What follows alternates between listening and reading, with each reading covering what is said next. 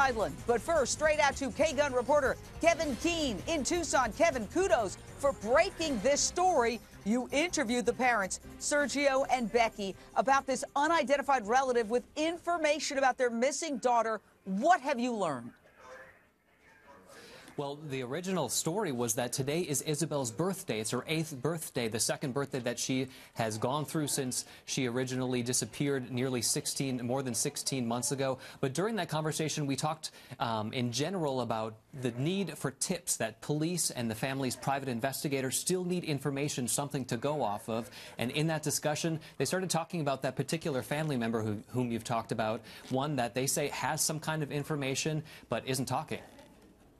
Yeah, and they said that an attorney is protecting this individual, and this individual was not responsible for the crime but knows something. I mean, did you get any sense of why they're not saying who this person is?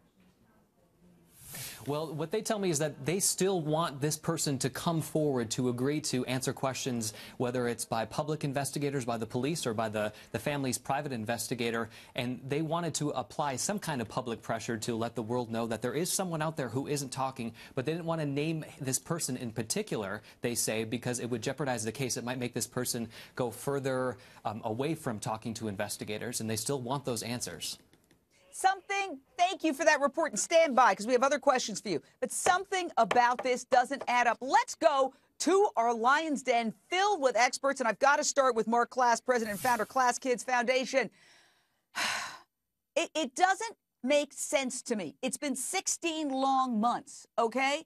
Mark, the time for this kind of hinting is over. Now's the time to lay all the cards on the table and say, hey, you know who you are, and here's your name. We're going to tell everybody who you are because you need to provide information or not say anything. But this teasing of us, I find it odd.